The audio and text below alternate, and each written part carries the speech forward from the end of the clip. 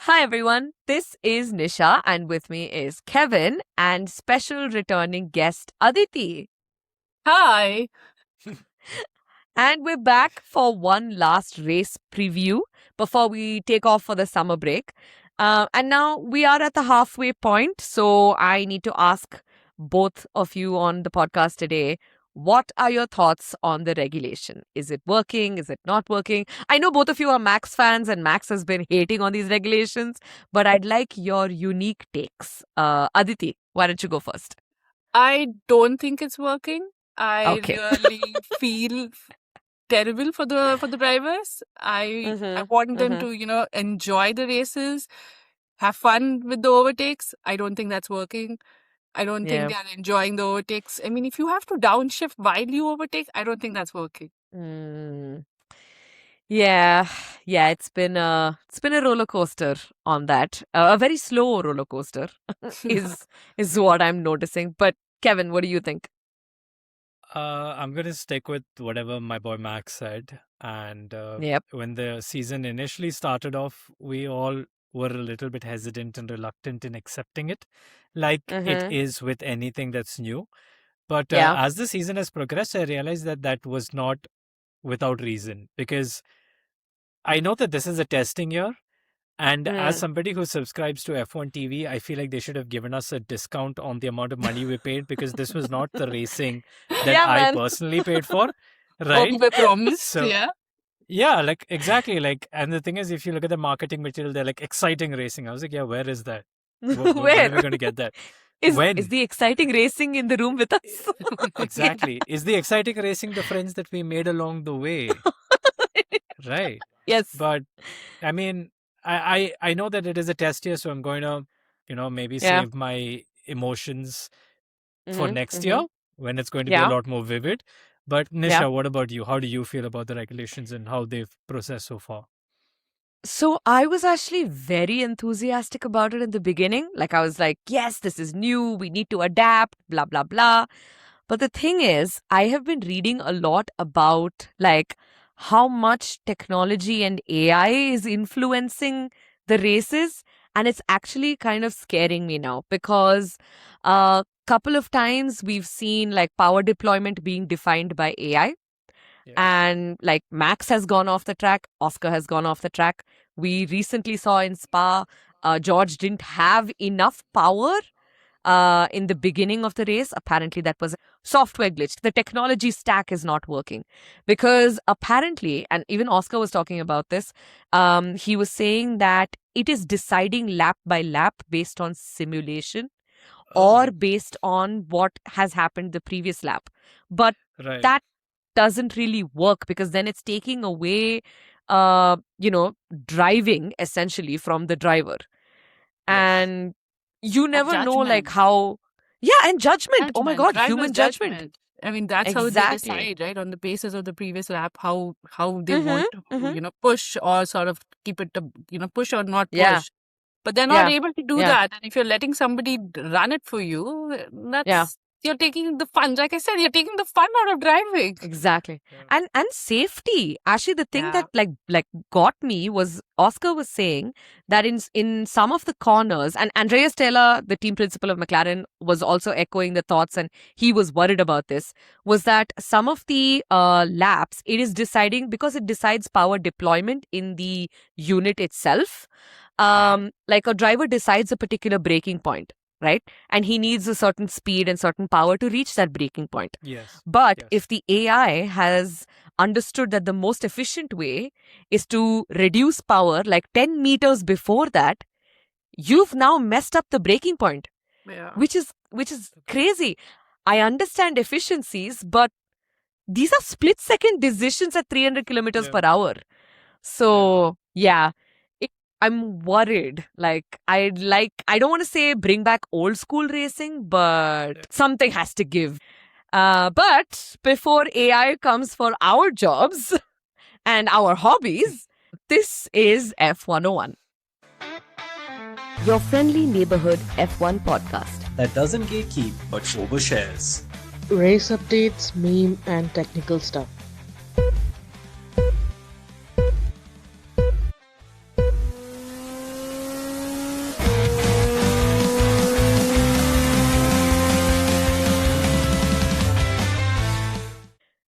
let's talk about the race that just happened, Spa-Francorchamps. Aditi, what were your highlights and heartbreaks? So the highlight of the race was, seeing Max taking the lead in the start and then, being able to get to the podium. So I was, very glad about that. It's, he did something right something went well for him. But then the heartbreak is the same, since the start of the season. Is he ever going to win a race? Is he going to win a race in 26?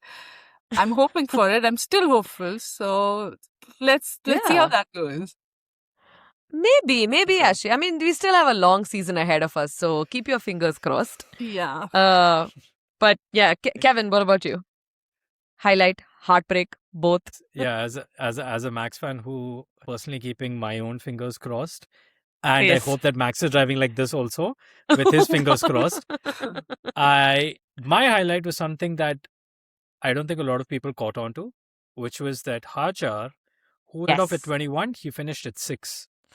Like, when's the last time we saw that happen, right? And Actually, I think no, the last not, time we may have seen that was Max. Nico. Exactly. Not one of the major drivers who've had time in the sport. I'm talking about a rookie. True. We seem to tend to forget that Hajar is a rookie. Like, as much as anytime it's convenient for us, we're like, Kimi is a rookie. Kimi is experienced. But Hajar is also a rookie, right? Maybe he is not in a car that's performing to that level. But, this shows us that he has the pedigree to make it up there. My low light, on the other hand, was... This is a recurring theme in this podcast, and it's just that I feel bad for Russell because man, it was over before it started. Like, how? You know how freaking Mercedes did not do the power deployment. What? Yes. How is that even a thing? It is literally in the name. God. It has to be deployed. It did not get deployed, but I mean, what can you do? Like, I genuinely, like, you could see the frustration on him when he was walking out also, that, he knew it. He knew it. The minute he went into it, he knew it, man. You didn't hear the radio because they didn't play it on F1 TV. I think they redacted but they played it in took Germany. It off on... They took it off on, like, online also, wherever it was, they pulled it off. But I have a did the screenshot. radio say? I can't repeat it because this is a podcast where we don't spare. It's just beeps. He was furious, but really. Yeah. He was like, I mean, come on. He started the race with 40% power deployment. And like, he got caught. Like, the thing is, if you're not starting in the front, right, where you have clean air and you can make some kind of dash, right, you're in the middle. There's going to be other people. Everyone's breaking into La Source, and it's like a very hard braking zone. And you know how first lap is, right? Everyone is trying to get to number 1 position. The front, So and like, oh God, that was such a bad move. I don't know who did it. I mean, I have a conspiracy theory. I feel like Mercedes is out to get George because this is kind of like in those Saas and Bahu TV serials where when a new Bahu comes in, right, the Saas kind of does things, and then when a secondary Bahu comes in, they become the favorite one. Yeah. Remember at one point, George was Bahu number 1. Oh, right. Right? When they, Exactly. when they off the kick of Lewis. And the thing is, like, I don't know if I should say this, but he was so smug. He was so smug, which is what made us hate him. Right? But now in the same dynamic, look at how maybe personable Kimi is, right? And how good he's handling his successes, but also his failures, as opposed to how George was handling his success and his failures while he was doing good, right? Actually, I'll tell you what the problem is. The thing is, Mercedes has done this big narrative around Kimi that he's a baby. Yeah. And like, okay, yes, he is a 19-year-old. I understand that, but he's not the only 19-year-old on the grid, right? There are a lot of kids on the grid, essentially. And like, but they're really pushing this narrative like, oh, he does these cute pranks, his dad is there, he's a cutie. So then then you have Shucks. George. Yeah. Yeah. And then you have George, who just looks like this preppy kid from like the fancy high school that, which is Hey guys, exactly. let's go play some tennis. Yeah, exactly. Oh, Papa, which is strange because he's not like that. He came from. Right. He came from like farm. His family had to sell like their house and all to help him race. So it's Right. just the persona that has been built around, like, maybe just because he stands up a little straighter than the rest of us, has good posture, we're suddenly like, Yeah. 3 guna laga. No. But the whole thing also, right? I mean, he came from Williams. He did work his way up, Yeah, right, in a way. Like, exactly. he deserves all exactly. of this. But then you're Mhm, also like, Kevin, you're right about that, he didn't handle his failures well. Like, in Yeah. comparison to Kimi, where, Kimi is like, I think the scenes we've seen is that, he's just talking about it. He's calm. He takes Yeah. it into his stride in a way. Whereas Yeah. George has gone and lashed at Max. So we're never going to forget that. Yeah, I feel like, now Never that you forget. say this also. Never forget. Never forget. But I feel like it's also because if you look at a Formula One driver, the one thing that you're battling more than another driver is time in itself. By that, what I mean is not Yeah. only is it time on Yeah. the track, but time you have in the sport. Correct. By Correct. the time Russell made it to like Yeah. Mercedes and Yeah, started performing at the levels that he thought he should have been in, it was Yeah. already at a midpoint in his career. Because right now we feel like he's Mm. coming towards a little bit more. Kimi started off right Yeah. where he's supposed to be. Yeah. He has Mhm, nothing to mhm. lose. He has nothing Correct. to prove. He has no pressure. With Yeah. none of this, he is still doing well. Now imagine Yeah. somebody who had all of this and performed bad.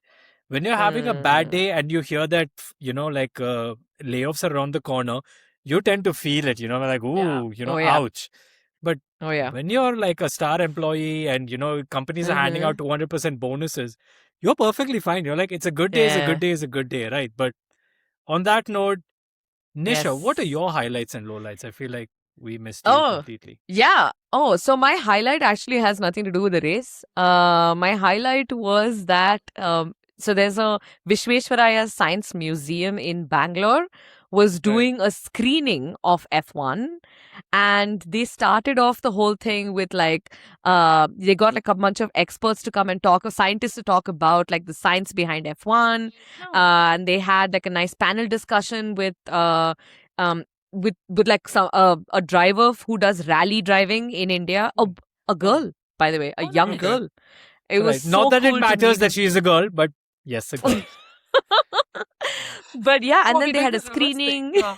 Yeah. They had a screening. They had a quiz, which our team won, obviously. Congrats.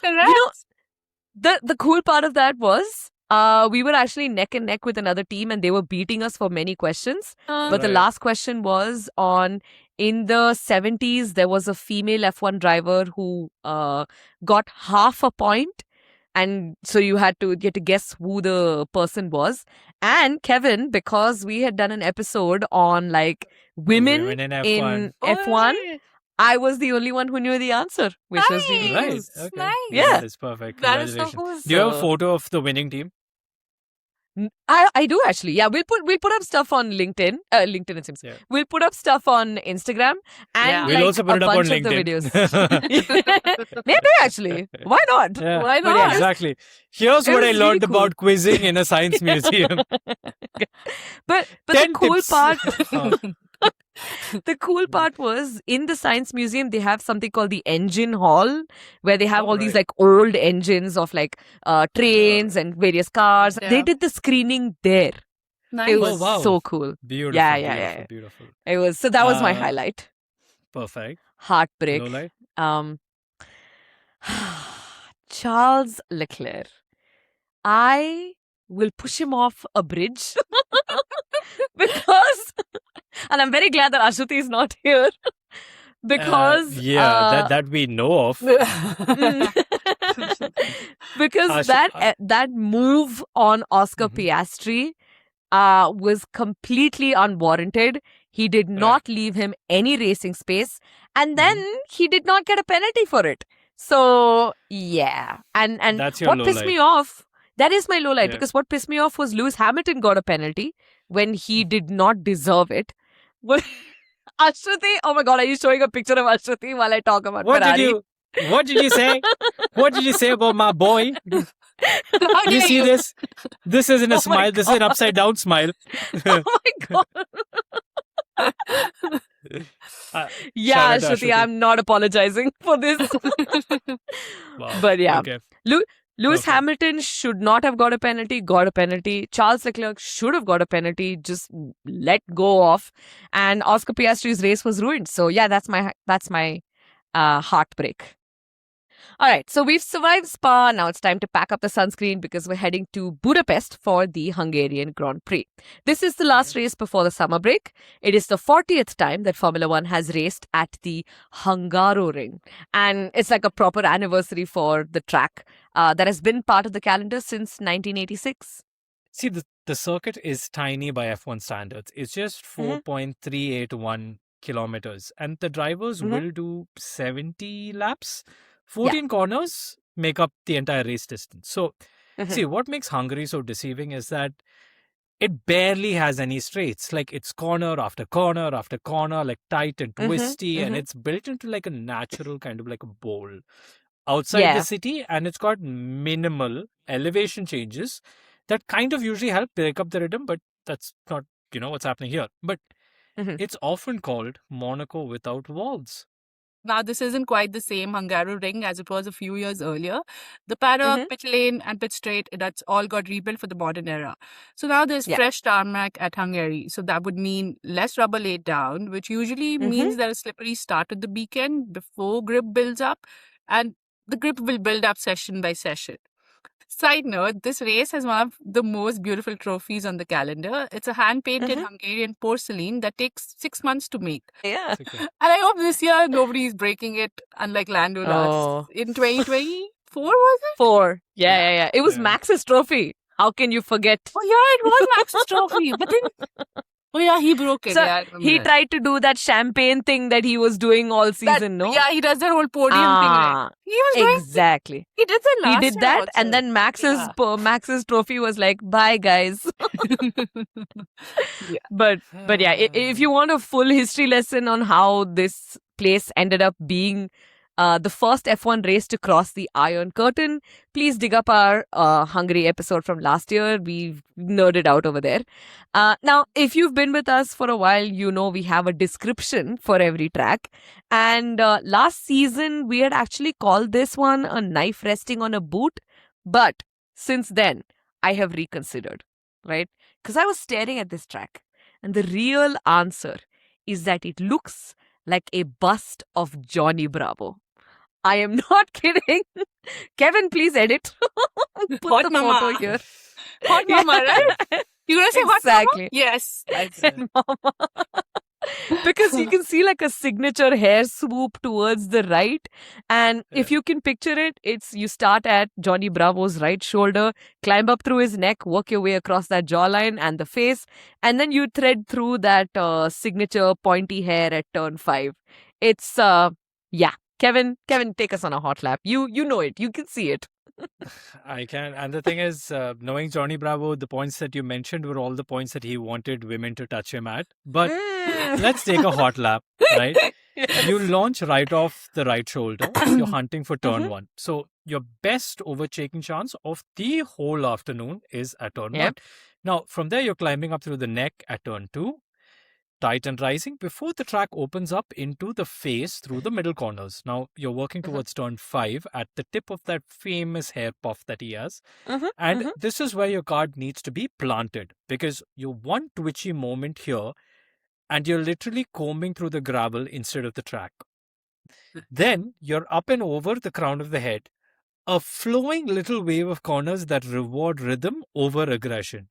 Now, before the track sweeps down to the left side of the face, everything narrows again at turn 13, like it's clinched in a tight at the neck.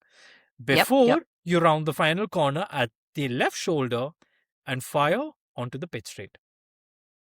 Yes, this is a very fun example. I really It's it looks 'Cause very descriptive in a way.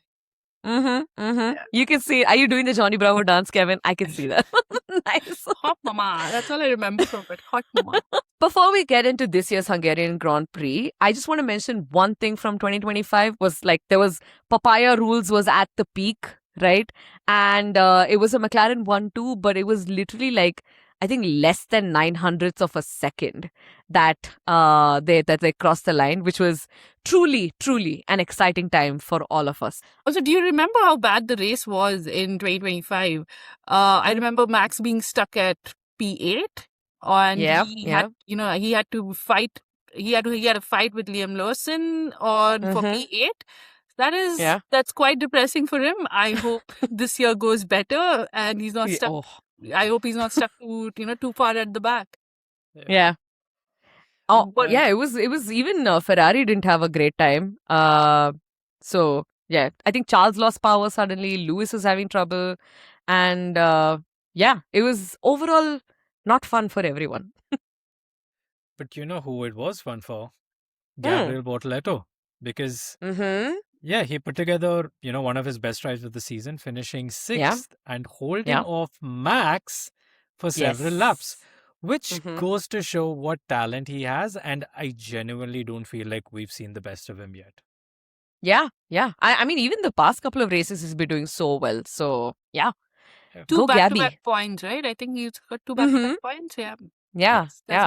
That's nice. Considering the other side of the garage, where Nico Hülkenberg's car is just stopping randomly. It's like, I'm done. I want to go home. No, that's just because given the amount of AI that's in vehicles, like we made this comment before, I think they must have run out of credits. And his car just says computing. Yeah, would you like to switch to a lower model? And he's essentially on like Haiku. Yeah, and then like Haiku will just be like, would you like the electric system or the engine? Pick one. Actually, he had a hydraulic leak, but okay. But why was he pushing the car? Like, I just saw him, I'm like, nice roots have been like really charged while he's just doing that. I'm like, lovely position you're at, sir. Because it was downhill. He was not pushing the car. The car he was trying to the leave. car, right? Yeah. Like, why is he suddenly holding the car like this? He got down to stop it from rolling onto the track. But it's not like it's not like he can rejoin it, right? But he just wanted like safety. No, he wanted to stop collateral damage from happening. He is right now a DNF. He did not want to be also charged with attempted murder. That is why he did what he did. I thought he was just showing up his glutes for me. Aditi, you thought he was putting on a show for you. Yeah, you thought that he was there.